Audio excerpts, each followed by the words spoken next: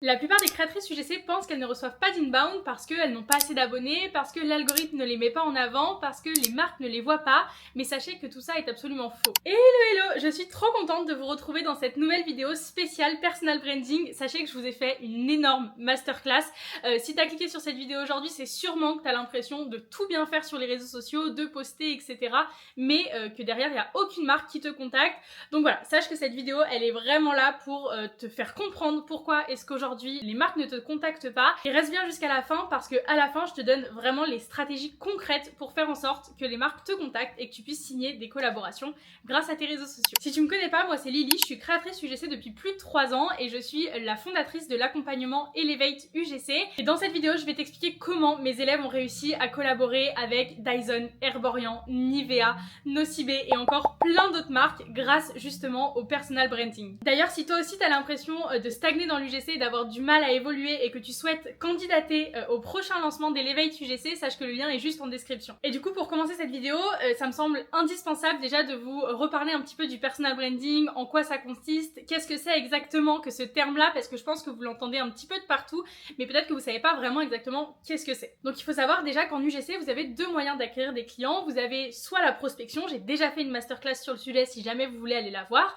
et le deuxième point, c'est justement le personal branding, donc c'est le fait que les marques, en fait, elles vous contactent elles-mêmes pour pouvoir collaborer avec vous. Donc ce qui se passe, en fait, les marques, c'est que quand elles cherchent des nouveaux profils pour des campagnes UGC, elles vont directement taper créatrice UGC dans la barre de recherche Instagram ou TikTok, et ensuite, elles vont regarder les différents profils et sélectionner les profils qu'elles vont vouloir contacter justement pour leur campagne UGC. Et quand une marque, elle va tomber en fait sur vos différents profils UGC en un coup d'œil, donc en quelques secondes seulement, elle va savoir si elle vous contacte ou si elle ne vous contacte pas. Et les marques qui contactent les créatrices UGC, c'est les marques qui, comme je vous ai dit, en quelques secondes, captent qui est-ce que vous êtes, qu'est-ce que vous proposez et qu'est-ce que vous faites de différent d'autres créatrices UGC, en gros, pourquoi vous plutôt qu'une autre. Et justement, si la marque, en quelques secondes, elle arrive à voir chez toi ces trois points-là, c'est ce qu'on appelle justement le personal branding, donc ta marque personnelle. Et du coup, le personal branding, c'est le fait de poster sur tes réseaux sociaux du contenu qui te correspond et qui te différencie des autres créatrices UGC, c'est-à-dire qu'en fait, sur tes réseaux sociaux, tu dois avoir ta propre DA, ta propre vibe, ton propre positionnement, et c'est ça, en fait, qui va faire en sorte qu'une marque, elle se dise, ok, elle, la vibe qu'elle dégage sur ses réseaux sociaux, c'est exactement ce dont on a besoin pour cette campagne UGC là. Et justement, c'est tout ce qu'on va voir dans cette vidéo. Donc dans un premier temps, on va voir les erreurs que tu fais actuellement et qui sabotent un peu ton personal branding et ce qui fait qu'aujourd'hui tu ne reçois pas d'inbound sur les réseaux sociaux. Ensuite, on va analyser donc un compte Instagram qui a un bon personal branding et un autre compte Instagram qui n'a pas un bon personal branding pour vraiment que vous voyez la différence concrètement et que vous puissiez comprendre tout ce que je raconte depuis le début. Ce sera bien plus visuel pour vous. Et dans un troisième temps, là je vous donnerai la stratégie complète pour avoir un bon personal branding. Donc voilà, reste vraiment jusqu'à la fin de cette vidéo parce que le personal branding, c'est vraiment la stratégie qui peut changer tout ton business. Si tu me suis depuis un moment, tu sais que moi, c'est pour moi la stratégie la plus importante en UGC, celle qui va faire que tu vas avoir des clients de manière régulière, celle qui va faire que tu vas ne pas galérer à trouver des clients, celle qui va faire que tu vas passer moins de temps à prospecter, voire pas du tout. Donc voilà, vraiment reste jusqu'à la fin, ça peut changer toute ton activité UGC. Ok, donc on se retrouve directement devant cette petite map pour que ce soit hyper visuel pour vous, que vous puissiez capturer, etc. et que vous compreniez vraiment. Donc on va voir ensemble le personal branding, la stratégie pour signer des clients. Et dans un premier temps, on va voir les différentes erreurs qui vous empêchent justement de recevoir des inbound. Donc la première erreur, ça va être le fait que vos vidéos ne sont pas qualitatives. Je sais, je vous le dis hyper souvent, mais c'est un point qui est très important. Même si vous avez un bon personal branding de manière générale, si dans ce personal branding là, les vidéos que vous postez ne sont pas qualitatives, les marques ne vous contacteront pas parce que les vidéos, c'est quand même le cœur de notre métier. Donc voilà, n'oublie pas que ton contenu, il doit vraiment être à la hauteur des marques que tu vises, des marques avec lesquelles tu souhaites collaborer. Donc ici, il va vraiment falloir dans un premier temps, avant d'essayer de travailler votre personal branding, d'analyser un petit peu les vidéos que vous avez déjà fait, de réussir à s'autocritiquer. Je sais que c'est pas forcément quelque chose qui est très facile à faire, mais c'est quelque chose qui est ultra nécessaire. Donc voilà, réussir à s'autocritiquer, aller voir un petit peu ce que d'autres créatrices UGC font, comparer un petit peu pour savoir où est-ce que vous vous positionnez. Si jamais il le faut aussi, retourner des vidéos de votre portfolio. Et puis voilà. Mais en tout cas, une fois que vos vidéos seront qualitatives, là, vous pourrez travailler justement sur le personal branding. Mais ce qui est hyper important, c'est de se mettre en tête que pour votre personal branding, il faut poster uniquement des vidéos que vous seriez fiers de montrer à une marque. Et la qualité de vos vidéos est beaucoup plus importante que la quantité, en tout cas en UGC. Donc voilà, je préfère que vous postiez 2-3 fois par semaine, mais des vidéos qui sont hyper qualitatives, plutôt que de poster tous les jours, mais des vidéos qui sont complètement bâclées, parce que bah voilà, une marque, elle regarde ça aussi, hein, elle ne regarde pas le nombre de vidéos que vous postez. La deuxième erreur que je vois beaucoup passer, que ce soit chez des créatrices UGC, voire même bah, évidemment mes élèves, hein, parce que j'en ai corrigé énormément des personal branding, c'est le fait que vous copiez-collez d'autres créatrices UGC. Dès qu'il y a un contenu qui vous plaît sur les réseaux sociaux, vous vous remettez à faire exactement le même, mais vous refaites vraiment le même et vous adaptez pas en fait le contenu selon votre positionnement, votre personal branding. Donc là, il y a un gros problème, parce que quand tout le monde fait absolument la même chose sur les réseaux sociaux, bah, au final, vous devenez invisible parce que vous ne vous différenciez pas des autres créatrices UGC. Donc en gros, pourquoi vous prendre vous plutôt qu'une autre alors que vous faites exactement la même chose que les autres? Ça n'a aucun intérêt pour une marque, quoi. Donc voilà, c'est hyper important de ne pas copier-coller les autres créatrices UGC. Donc on évite de recopier à l'identique un contenu. Par contre, évidemment, on a le droit de s'inspirer, hein, c'est aussi le but des réseaux sociaux. Donc inspire-toi de ce que tu aimes, de ce que tu vois passer sur les réseaux sociaux, mais fais toujours en sorte de réinventer ça avec ta propre vibes, avec ton propre ton, avec ton propre univers visuel, etc. Et ça, c'est des choses qu'on verra après, comment définir un petit peu la vibe de ton contenu, ton univers visuel et toutes ces choses-là. Ensuite, la troisième erreur que je vois énormément passer, c'est le fait que bah, vous ne montrez pas votre personnalité. C'est-à-dire que vous postez uniquement des exemples UGC avec des produits, etc. Et du coup, en fait, votre compte Instagram ressemble très clairement à votre portfolio. Alors que le but de votre compte Instagram, ce n'est pas du tout en fait de ressembler à votre portfolio, parce que si le portfolio il est là, c'est pour une raison. Si Instagram c'est là, c'est aussi pour une raison. Donc voilà, il faut savoir que les marques aujourd'hui, elles veulent collaborer avec des humains, pas avec un profil ultra générique. Donc il faut vraiment en fait que sur vos réseaux sociaux, vous partagiez un petit peu vos coulisses, que vous essayez d'intégrer un petit peu du lifestyle dans votre contenu, ou en tout cas des choses qui vous ressemblent, qui montrent votre personnalité sans forcément mettre en avant un produit, et d'essayer d'adopter un ton qui vous ressemble. Est-ce que vous voulez, est-ce que vous êtes quelqu'un de super solaire, de super dynamique, mettez-le en avant. Est-ce que vous êtes quelqu'un avec un humour ultra prononcé, pareil, mettez-le en avant. Est-ce que vous êtes quelqu'un par contre de très doux, de très posé, mettez-le en avant aussi. C'est hyper important qu'une marque en fait elle capte un petit peu votre personnalité, parce qu'il ne faut pas oublier que derrière, les personnes qui sélectionnent vos profils, ce sont des personnes aussi, c'est pas une marque de manière générale, c'est une personne qui va sélectionner une autre personne au-delà du travail. Donc c'est hyper important que vous dégagiez quelque chose en plus que de simplement l'UGC. Ensuite, la quatrième erreur que je vois énormément passer, c'est le fait que vous n'avez pas votre propre DA, vous n'avez pas votre propre direction artistique. C'est-à-dire que lorsqu'une marque, elle va tomber sur votre profil Instagram ou TikTok, hein, peu importe, il y a absolument de tout sur votre compte, il n'y a aucune cohérence de manière générale, il n'y a aucun fil conducteur en fait qui suit votre contenu, qui fait en sorte qu'on vous reconnaît un peu importe le contenu que vous postez. C'est-à-dire que c'est jamais les mêmes couleurs, vous parlez jamais des mêmes niches, vous tournez jamais dans le même environnement, tout est tout le temps ultra différent. Et il y a une phrase que moi j'aime bien dire, c'est que quand une marque elle tombe sur votre Instagram ou sur votre TikTok, en quelques secondes seulement, elle doit capter quel type de contenu est-ce qu'elle va recevoir si jamais elle travaille avec vous. Et ça, c'est ultra important. C'est-à-dire que si jamais votre contenu, en fait, il est tout le temps ultra différent les uns des autres. Une marque, quand elle va tomber sur votre profil, elle va avoir aucune idée, si jamais elle vous commande une vidéo UGC, de ce qu'elle va recevoir. Parce que c'est tout le temps très différent comme type de contenu. Alors que si jamais votre Instagram, il a déjà une cohérence, il a déjà une DA, il a un fil conducteur, et une marque, quand elle tombe sur votre contenu, elle va avoir une idée hyper claire du contenu qu'elle va recevoir. Il faut qu'elle puisse s'imaginer le contenu qu'elle va pouvoir recevoir en faisant appel à toi en tant que créatrice UGC. Et t'inquiète pas, quand on va analyser deux feeds, deux Instagram différents, un qui est super bien fait et un qui est pas très bien fait, ne t'en fais pas, tu verras tout de suite la différence et je te reparlerai de ça pour que tu captes un petit peu de quoi est-ce que je parle quand je parle du fait que vous n'avez jamais la même DA sur vos comptes. Et ensuite, j'ai listé d'autres petites erreurs que vous faites dans votre personal branding, mais qui peuvent totalement ruiner en fait votre contenu, votre compte TikTok, Instagram. Le premier point, ça va être le fait de vous adresser aux mauvaises personnes. Je vois encore beaucoup trop de créatrices UGC qui donnent des conseils à d'autres créatrices UGC. Bon bah, comment prospecter, comment poster sur les réseaux sociaux, comment est-ce que je fais une vidéo UGC, etc. Comment j'écris un script, toutes ces choses-là, c'est non, c'est-à-dire que vraiment, il ne faut absolument pas vous adresser aux créatrices UGC parce que la marque, elle ne va pas se reconnaître. Donc voilà, pensez que votre contenu, il est vraiment dédié pour les marques.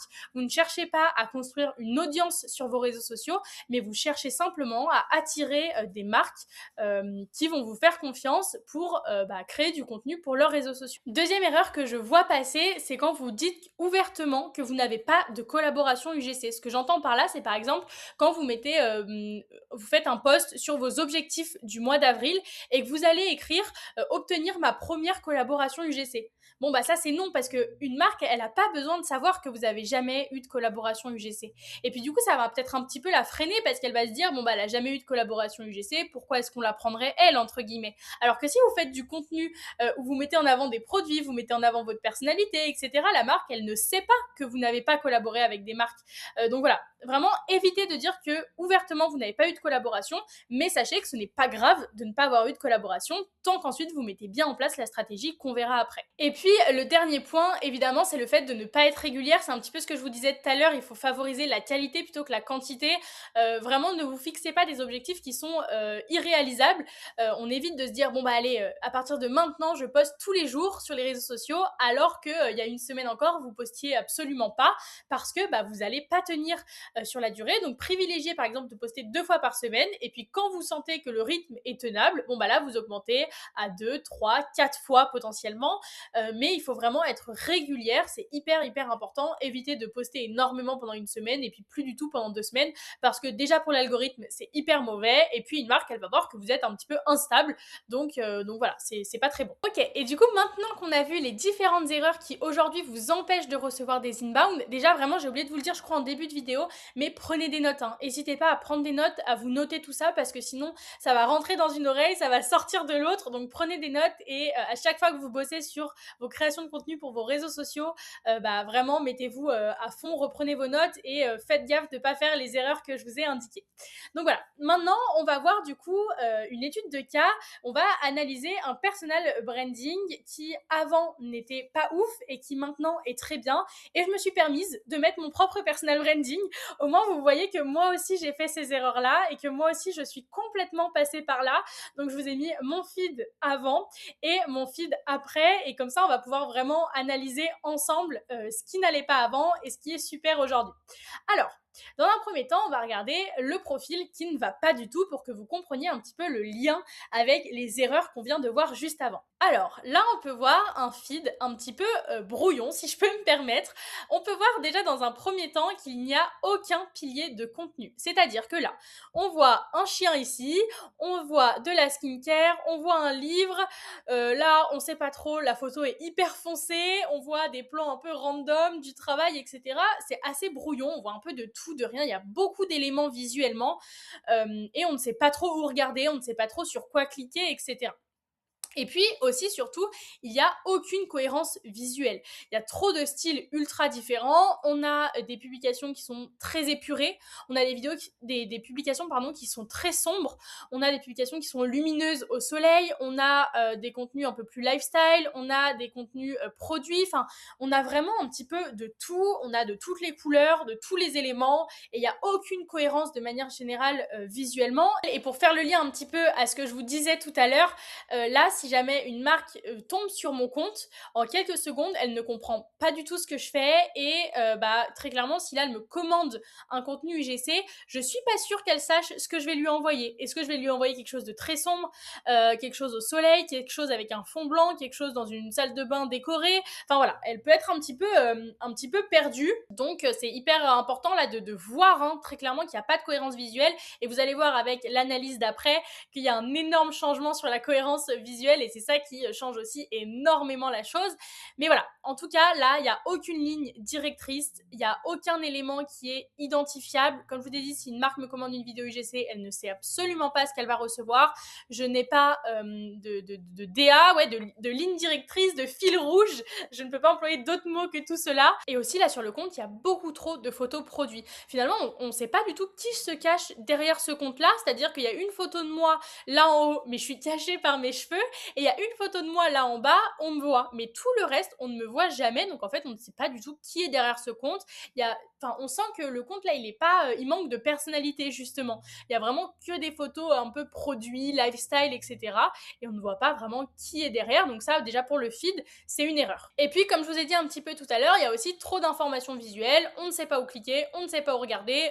Franchement, moi, quand je regarde ce feed-là, j'ai qu'une envie, c'est de quitter le compte parce que trop d'infos. Vraiment juste trop d'infos visuellement. Je sais pas où la personne veut aller. Je comprends pas ce qui la différencie. J'ai envie de quitter. En tant que marque, je ne me contacterai pas à cette époque-là, en tout cas. Et aussi, sachez que pour l'analyse des comptes, j'ai capturé directement des feeds Instagram parce que c'est ce qu'une marque voit directement quand elle tombe sur votre profil. Et si votre feed Instagram ne donne pas envie, la marque va quitter. Mais sachez que derrière toutes ces photos-là, il y a évidemment des vidéos. Et au-delà du feed Instagram, les vidéos comptent énormément. Et d'ailleurs, point très important, il faut que vos photos de couverture correspondent aux vidéos qu'il y a derrière. Sinon, ça ne sert à rien. Si vous faites des feeds Insta, par exemple, ça aussi, grosse erreur, mais je le vois moins passer, donc c'est vrai que je ne l'ai pas signalé.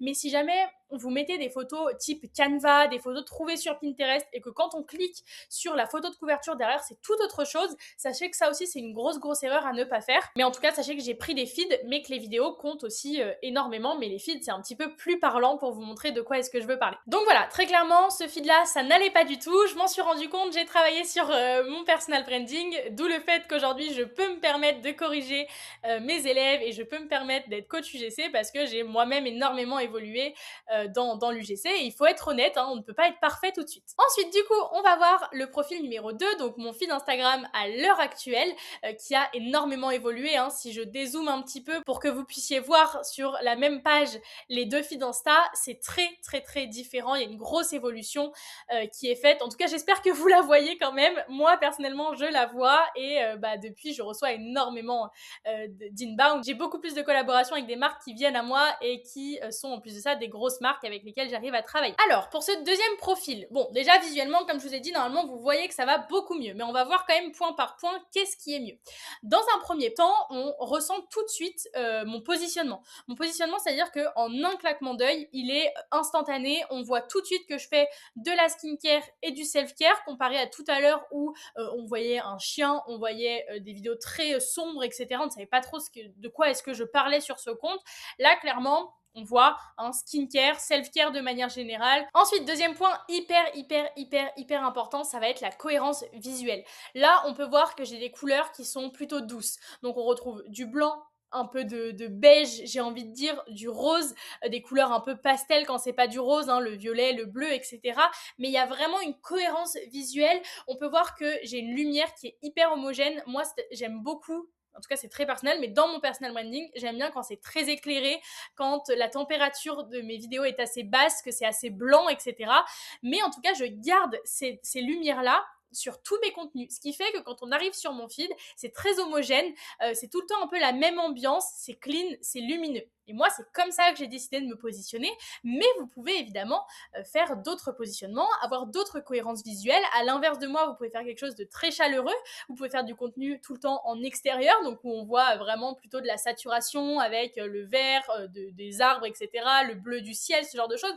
Vraiment, il n'y a pas de positionnement parfait. Ce qu'il faut, c'est que ce soit cohérent et que ce soit homogène sur votre feed Insta. Et moi, c'est le positionnement que j'ai choisi, c'est l'ambiance que j'ai choisie pour mes réseaux. Mais en tout cas, grâce à ma cohérence visuelle, on reconnaît immédiatement mon univers, ce qui veut dire que je pense que je tombe dans le feed, peut-être pas d'une marque, mais en tout cas d'une personne qui me suit, sans même voir mon nom et ma tête, la personne peut savoir que c'est mon contenu à moi et pas le contenu de quelqu'un d'autre, et ça c'est hyper important. Ensuite, autre point sur ce feed qui est sympa, c'est qu'il y a une répétition des formats.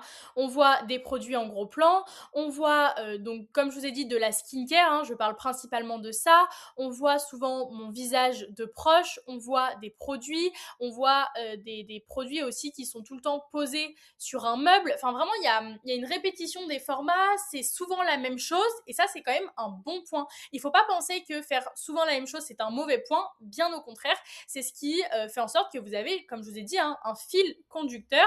Et ça, c'est hyper important. Et puis là aussi, point important, on voit quand même un peu plus qui se cache derrière le compte. Là, on me voit, là, on me voit, là, on me voit, là, on me voit, là, on me voit. Bon, là, je suis certes cachée par ma main, mais c'était une trend. Mais on voit quand même un petit peu plus qui se cache derrière le compte. Et ça, c'est hyper important. Et puis, la conclusion que j'ai envie de vous donner de ce feed Instagram-là, c'est que la marque, elle peut se projeter hyper facilement avec moi. Demain, elle m'envoie n'importe quel produit de sa gamme. Elle a une idée quand même assez claire du contenu qu'elle va pouvoir recevoir. C'est-à-dire qu'elle va savoir que le contenu, il sera très lumineux, ce sera assez clean, ce sera dans des couleurs un petit peu blanches, rosées, pastel, etc. Et la marque, voilà, elle sait que demain, elle me confie son produit pour tourner une vidéo UGC. Elle a une idée hyper claire de ce qu'elle va recevoir et vraiment garder ça en tête. Je sais que je me répète, mais c'est hyper important. Donc voilà, je vous remets un petit peu les deux profils à côté, les deux captures d'écran à côté pour que vous puissiez vraiment voir la grosse différence qu'il y a entre le avant et le après. Et maintenant, on va voir comment est-ce que j'ai fait en sorte de passer de ce feed-là à ce feed-là et comment est-ce que j'ai établi mon personal branding. Donc on va voir la stratégie de personal branding à mettre en place. Ce qui est hyper important dans un premier temps, avant même de chercher à poster du contenu, ça va être de venir poser les bases et de venir se poser quelques questions pour justement définir son personal branding et ensuite travailler sur le contenu en lui-même. Mais dans un premier temps, donc comme je t'ai dit, il va falloir venir se poser quelques questions et la première question qu'il faut venir se poser, c'est avec qui est-ce que tu veux travailler? Pourquoi est-ce qu'on vient se poser cette question-là? Parce que ça va déterminer qu'est-ce que tu vas poster. Ça détermine quoi poster sur tes réseaux sociaux.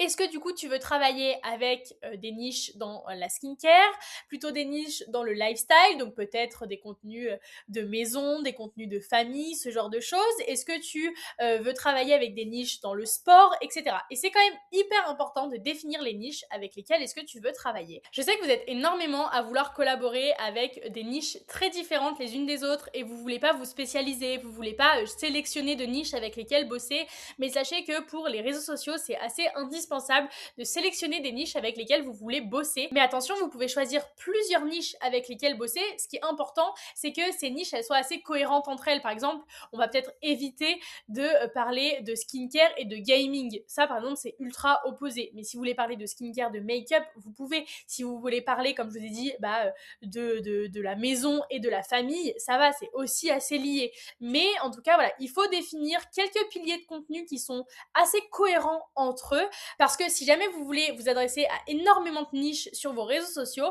ça va vous empêcher d'être cohérent et donc vous allez avoir un mauvais personal branding. Mais attention, ça ne veut pas dire que vous ne pouvez pas collaborer avec différentes niches. Moi, comme on peut voir sur mon Insta, je suis nichée assez self-care, j'ai envie de dire. Donc c'est un petit peu tout ce qui touche le bien-être de manière générale. Ça ne m'a pas empêché de collaborer avec des applications, avec des organismes de formation, etc.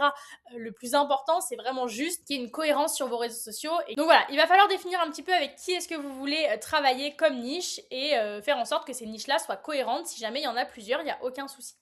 Ensuite, une fois que vous savez avec qui est-ce que vous voulez travailler, il va falloir savoir maintenant quel type de contenu est-ce que vous voulez poster. Donc là, ça détermine comment est-ce que vous allez créer ce contenu-là. Quand on parlait des niches, ça déterminait quoi poster. Là, on va déterminer comment poster ce contenu-là. Donc, avec quel mood, avec quel DA, avec quelle décoration. Et là, pour moi, c'est vraiment le point le plus important, le comment est-ce que vous allez créer ce contenu-là. Parce que vous pouvez vous adresser à plusieurs niches, mais la façon dont vous allez mettre en avant les produits doit tout le temps être à peu près la même, ou en tout cas, comme je vous ai dit, on doit retrouver un fil conducteur. Donc, quel mood? On peut voir que moi, le mood, justement, c'est très self-care, bien-être, j'ai souvent un petit peignoir, ce genre de choses. Quel DA? Moi, sur mon compte, on pouvait voir que la DA, c'était très lumineux, c'était avec des températures assez froides, etc. Et puis, quelle décoration? On pouvait voir que j'avais souvent une petite plante verte en arrière-plan, que c'était des décorations assez minimalistes, mais c'était souvent les mêmes qui revenaient. Et vous, il va falloir que vous définissiez ça aussi. Comment est-ce que vous voulez créer ce contenu-là? Est-ce que vous voulez faire du studio? Est-ce que vous voulez faire du lifestyle? Est-ce que vous voulez tourner en extérieur? Est-ce que vous voulez faire du contenu qui est chaleureux? Donc, dans ce cas-là, peut-être acheter des bougies, des lampes qui font des couleurs assez chaleureuses, etc. etc. Et pour ça, c'est hyper important d'aller vous inspirer. Vraiment, allez vous inspirer, allez chercher chez d'autres créatrices UGC qu'est-ce que vous aimez. Et d'ailleurs, ne vous limitez pas uniquement aux créatrices UGC. Allez vous inspirer de micro-influenceuses aussi, c'est hyper important. Et puis ensuite, du coup, une fois que vous avez défini les créatrices que vous aimez bien et vous aimez bien leur univers, vous aimeriez bien peut-être refaire à peu près la même chose, etc. Venez définir qu'est-ce que vous aimez chez cette créatrice-là.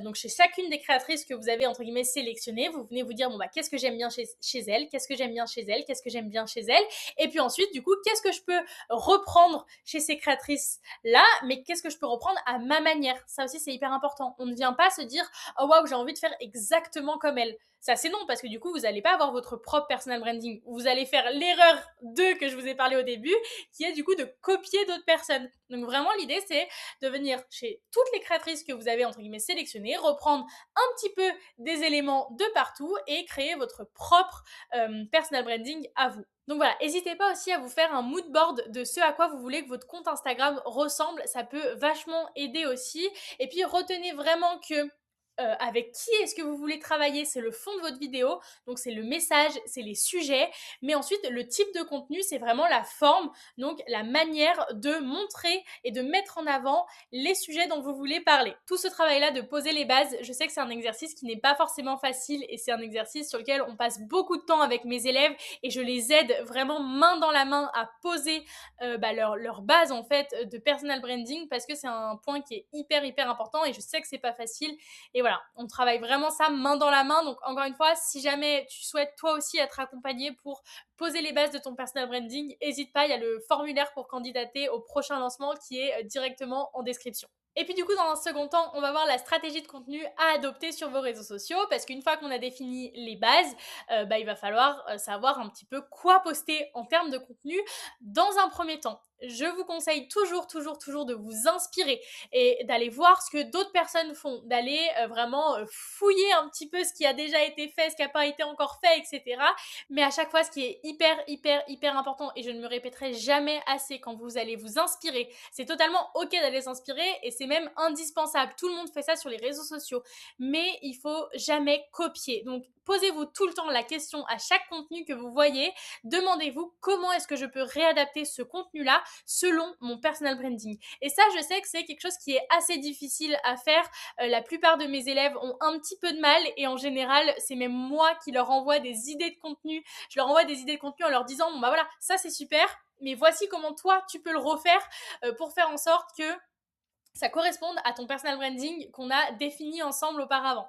Mais voilà, c'est hyper important, vraiment faites ce travail-là de vous demander comment réadapter le contenu que vous avez vu selon votre propre personal branding parce que sinon, vous allez retomber un petit peu dans vos travers et vous allez faire du copier-coller et ce n'est pas du tout le but. Mais sachez que tout peut être source d'inspiration. Une trend du moment, un film qui vient de sortir, une série qui vient de sortir une nouvelle saison, peut-être les saisonnalités aussi du moment, etc. Tout peut être source d'inspiration, il faut juste faire le travail d'aller s'inspirer. C'est hyper important. Et puis quand je dis d'aller s'inspirer, il ne faut pas scroller sur les réseaux sociaux sur votre canapé en mode ouais non mais là je m'inspire et puis au final vous avez enregistré zéro contenu parce que vous avez juste scrollé.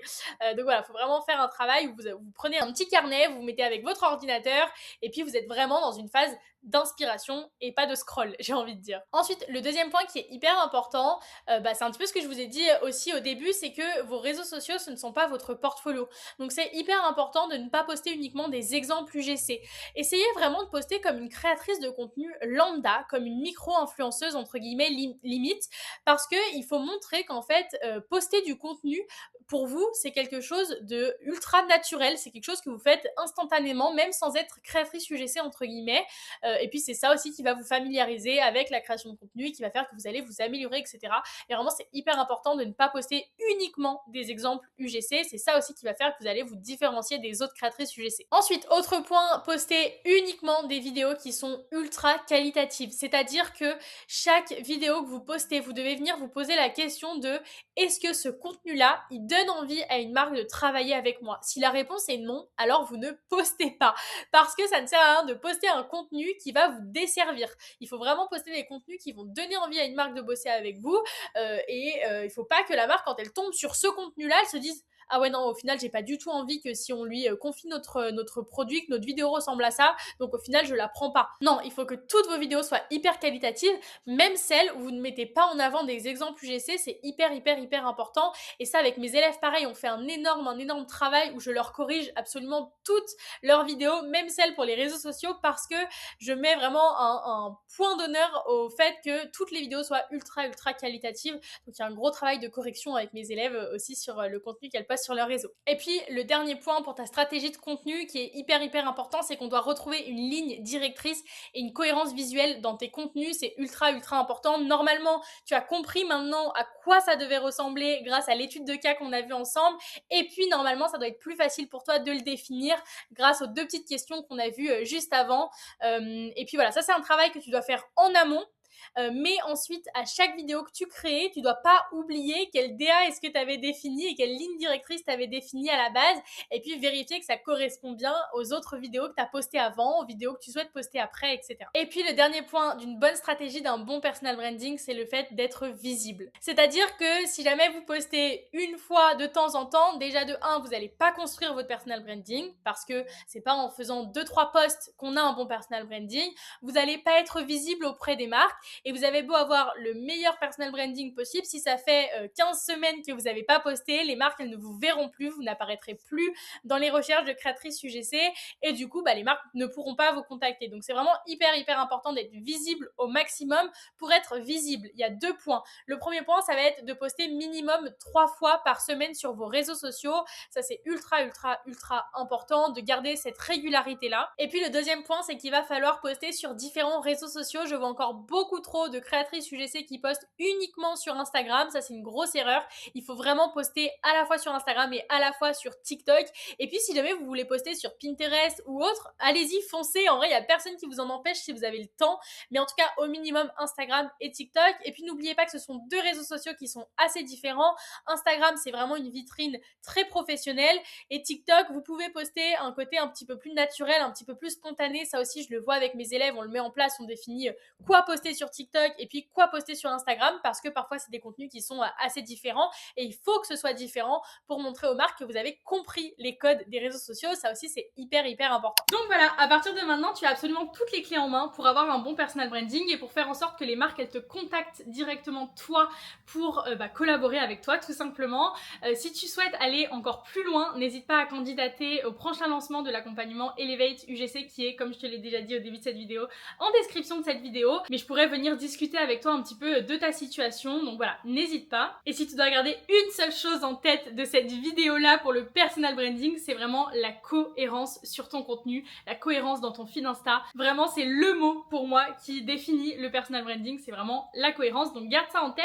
Et puis aussi, je souhaitais te faire un petit disclaimer, c'est que le personal branding, c'est quelque chose qui met parfois du temps à se mettre en place. Donc c'est pas parce que tu as posté 4 contenus qui sont bien alignés, comme on a pu voir ensemble dans cette stratégie, que tu vas avoir directement des inbound qui vont tomber. Il faut vraiment que tu prennes en compte le fait que voilà, c'est une stratégie qui met du temps, mais une fois qu'elle est mise en place, ça fonctionne et ça cartonne. Donc surtout, ne change pas de personal branding toutes les 3 semaines parce que tu as l'impression que ça ne marche pas. Reste vraiment cohérente dans ton personal branding, tu verras qu'il s'affinera petit à petit. Ne te prends pas trop la tête non plus à essayer de réfléchir, etc. Essaye d'avoir une phase où tu réfléchis à ton personal branding et une phase où tu passes à l'action, mais vraiment le passage à l'action, c'est le mieux, c'est ça qui va faire que tu vas affiner ton personal branding petit à petit. Mais voilà, vraiment, ne change pas de personal branding parce que c'est ça qui va faire que tu n'auras pas de personal branding et donc pas d'inbound. Donc voilà, sur ce, je vous laisse. N'hésitez pas à me dire si cette vidéo, elle vous a plu. Et puis nous, on se retrouve la semaine prochaine pour une prochaine vidéo YouTube.